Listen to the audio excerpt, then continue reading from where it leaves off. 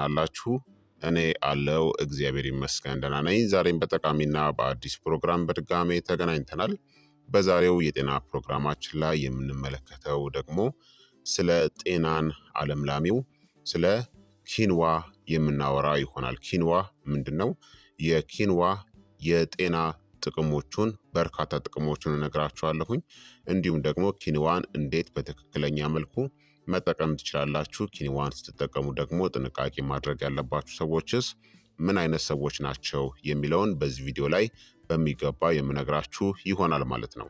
ይህ የጤና ትምህርት ታዲያ ለበርካታ ሰዎች በጣም ጠቃሚና አስተማሪ ስለሆነ ሁላችሁም በቅንነት ላይክ እና ሼር በማድረግ ሌሎችንም አስተምሩ አሳውቁላለሁኝ። ከዚህ ቪዲዮ ጋር በተያያዘ ጥያቄ ካላችሁ ደግሞ በኮመንት ላይ አስፍሩልኝ። በቀጥታ ወደ ጤና ትምህርታችን የማልፍ ይሆናል። ኪንዋ እንደ እህል የሚበላ እጅግ በጣም ገንቢ ከግሉተን ነፃ የሆነ ዘር ነው። መነሻው በደቡብ አሜሪካ በተለይም በፔሩ፣ በቦሊቪያ እናም በኢኳዶር ነው። ኪንዋ ከ5000 ዓመታት በላይ ሲለማም የኖረ ነው።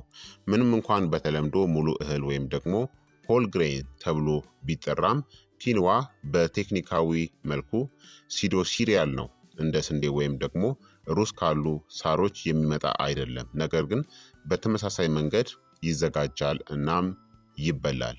የተለያዩ የኪንዋ አይነቶች አሉ። እነዚህም ነጭ ኪንዋ በጣም የተለመደውና ለስላሳ ነው።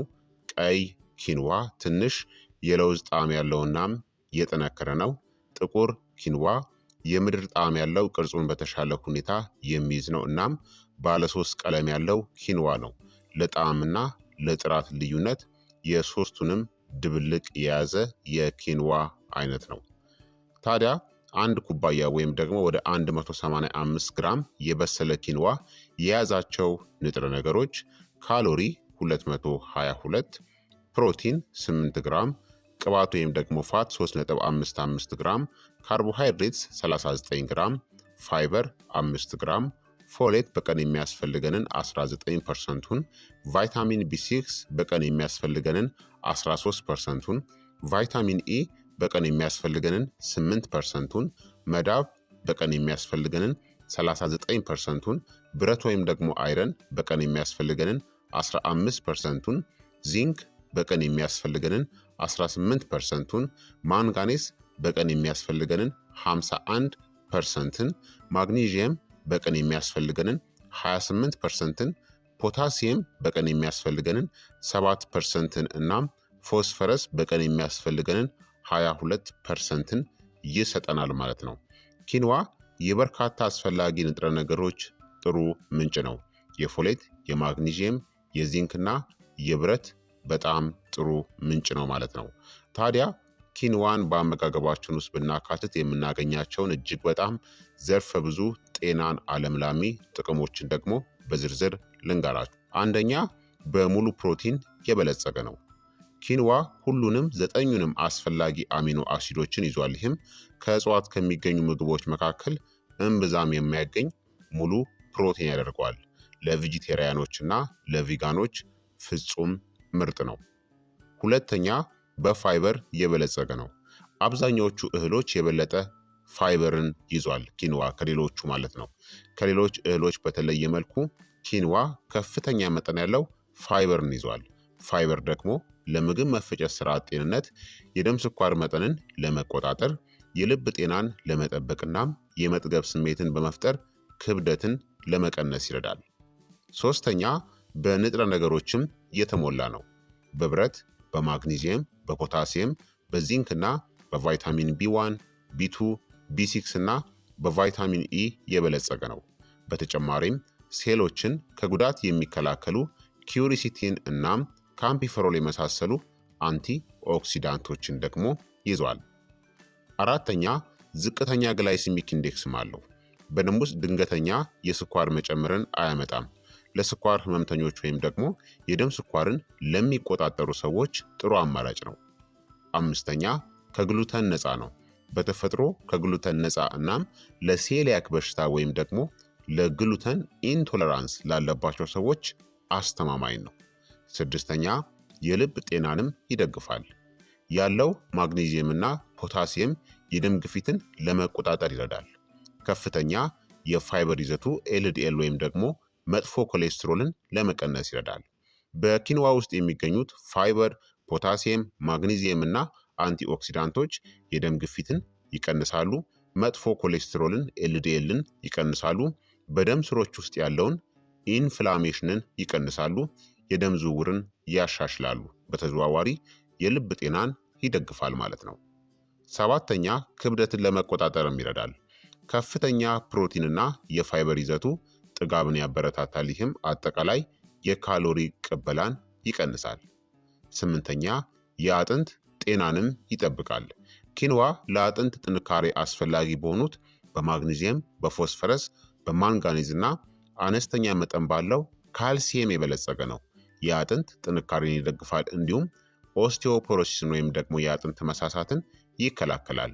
የማግኒዚየም እና የፎስፈረስ ጥሩ ምንጭ ነው።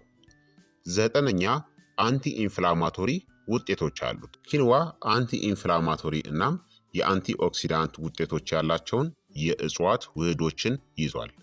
ኪንዋ በውስጡ ያሉት የእጽዋት ውህዶችና ፋይበር የብዙ በሽታዎች ዋና መንስኤ የሆነውን ስር የሰደደ ኢንፍላሜሽንን ለመቀነስ ይረዳሉ። እነዚህም እንደ የልብ በሽታ፣ የስኳር በሽታ፣ አርትራይተስ እና የአልዛይመር ስጋትን ይቀንሳል። አስረኛ ሜታቦሊዝምን ያሻሽላል። ኪንዋ በቢ ቪታሚኖች የበለጸገ ነው። ይህም ምግብን በብቃት ወደ ኃይል ለመቀየር ይረዳል። 11ኛ በአንቲኦክሲዳንቶችም የበለጸገ ነው። እንደ ኪውሪሲቲን እና ካምፒፈሮል ያሉ የእጽዋት ውህዶችን ይዟል። እነዚህ አንቲኦክሲዳንቶች የኦክሲዲቲቭ ስትረስን፣ ኢንፍላሜሽንን እናም እንደ ካንሰርና የልብ በሽታ ያሉ ስር የሰደዱ በሽታዎች ስጋትን ይቀንሳል። 12ኛ በብረት ወይም በአይረን የበለጸገ ነው። ይህ ደግሞ የኦክሲጅን ትራንስፖርት፣ የአንጎል ተግባርና የኃይል ሜታቦሊዝምን ይደግፋል። በተለይ እንደ ሴቶች አትሌቶችና ቬጂቴሪያኖች ላሉ የደም ማነስ ስጋት ላለባቸው ሰዎች በጣም ጠቃሚ ነው። 13ኛ ከፍተኛ የማግኒዥየም ይዘት አለው። አንድ ኩባያ በቀን ከሚያስፈልገን ፍላጎት 30% ያክሉን ይሰጠናል።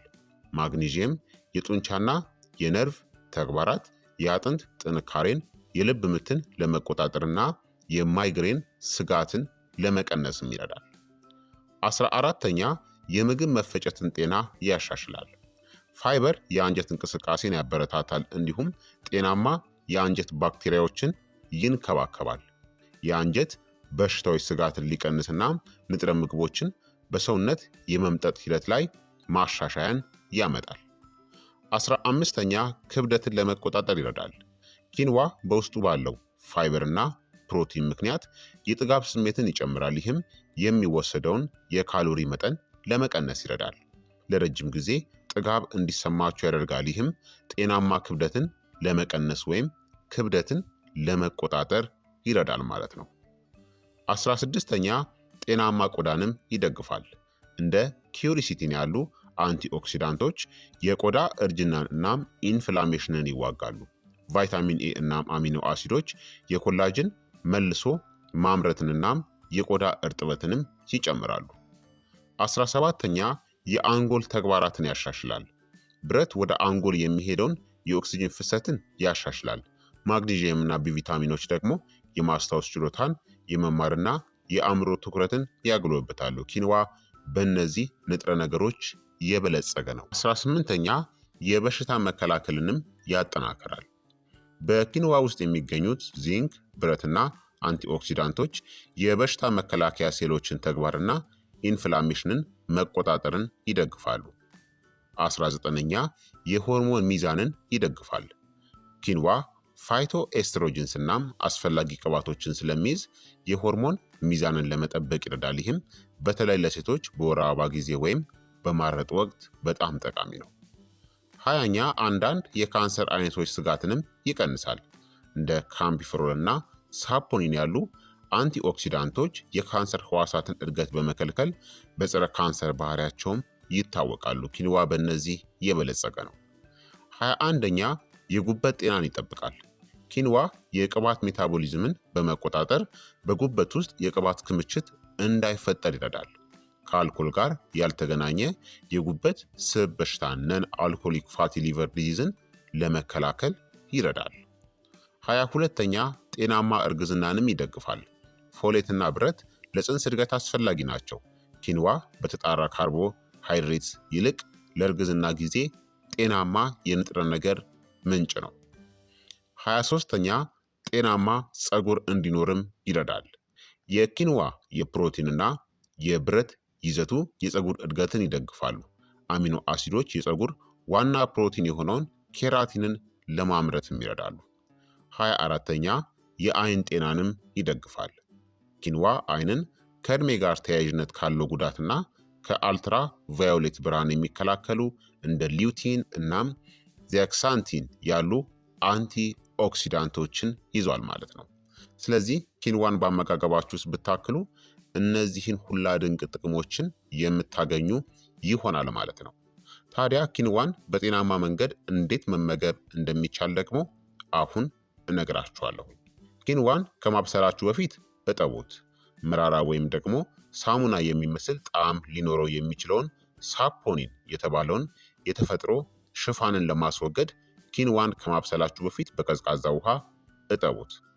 መሰረታዊ የማብሰያ ዘዴው ኪንዋ በውሃ የሚበስል ሲሆን ውሃው እንዲፈላ አድርጉትና ኪንዋን ጨምሩ። እሳቱን ቀንሱ። ከዛም ክደኑትና ውሃውን እስኪመጥ ድረስ ከ15 እስከ 20 ደቂቃዎች ድረስ ማብሰል ነው ማለት ነው።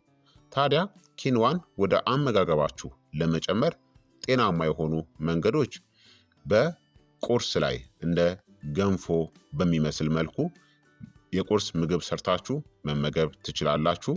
ታዲያ ገንፎ ሲባል ልክ እንደኛ እንደምንመገበው ገንፎ አይደለም፣ ልክ እንደ ኦትሜል ማለት ነው።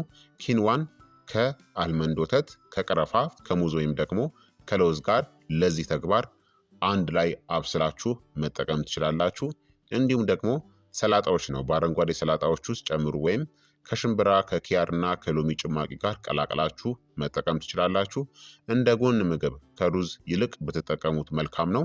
እንዲሁም የተሞሉ አትክልቶች በቃሪያዎች፣ በዝኩኒ ወይም ደግሞ በቲማቲሞች ውስጥ አንድ ላይ በአትክልቶች ውስጥ ጨምራችሁ መጠቀም ይቻላል። እንዲሁም ኪንዋ ቦልስ ከአትክልት ከአቮካዶ፣ ከእንቁላል ወይም ደግሞ ከስስ ፕሮቲን ጋር አዋህዳችሁ መጠቀም ነው። ኪንዋን በሾርባዎች ውስጥ ንጥረ ነገሮችን ለመጨመር ይረዳችኋል። እንደዚህ መጠቀም ይቻላል። የኪንዋ በርገሮችን መጠቀም ትችላላችሁ። ከአተር ከእጽዋትና ከአጃ ጋር ለእጽዋት ተኮር ፕሮቲን ቀላቅላችሁ መመገብ ትችላላችሁ ማለት ነው።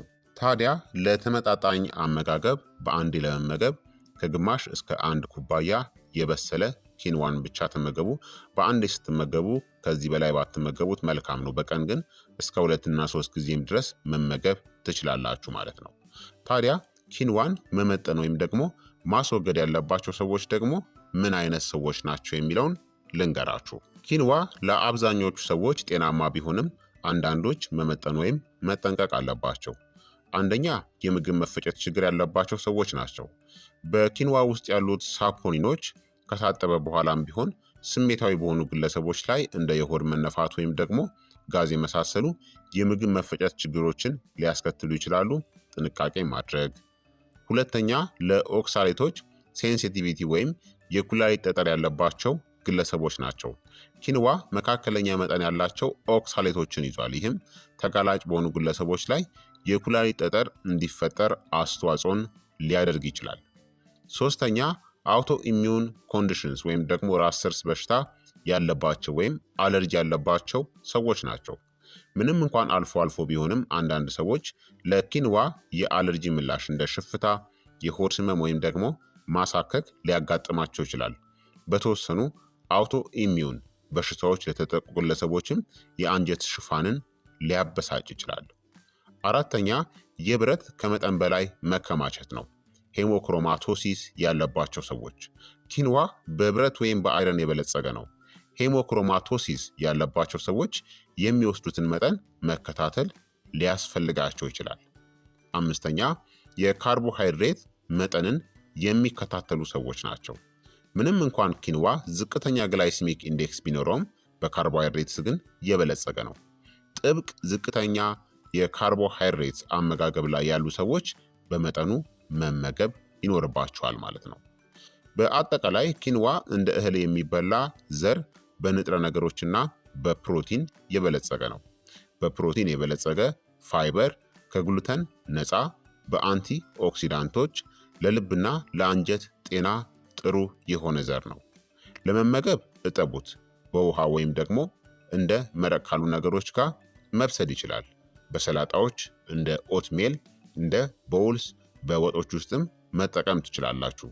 የኦክሳሌት ሴንሲቲቪቲ፣ የአውቶ ኢሚዩን ዲዚዝ ወይም ደግሞ አለርጂ ያለባቸው ሰዎች ኪንዋን ሲመገቡ ጥንቃቄ ማድረግ ይኖርባቸዋል ማለት ነው። ስለዚህ ክቡራትና ክቡራን ተመልካቾቼ የዛሬው የጤና ትምህርት እንግዲህ ይህንን ይመስል ነበረ። እንደተማራችሁበትም ተስፋ አደርጋለሁኝ። ሀሳብ አስተያየታችሁ አይለኝ ይላለሁኝ። ስለ ኪንዋ በርካታና ድንቅ ጤናን አለምላሚ ጥቅሙ ነግሬያችኋለሁኝ ማለት ነው። ይህ የጤና ትምህርት ደግሞ ለበርካታ ሰዎች በጣም ጠቃሚና አስተማሪም ስለሆነ ሁላችሁም በቅንነት ላይክና ሼር በማድረግ ሌሎችንም አስተምሩ አሳውቁላለሁኝ። ጥያቄ ካላችሁ ከዚህ ቪዲዮ ጋር በተያያዘ በኮመንት ላይ አስፍሩልኝ። በቀጣይ የጤና ትምህርት እስከምንገናኝ እኔንም እናንተንም ቸር ያቆየን። መልካም ጊዜ፣ መልካም ቆይታ። ቻው ቻው።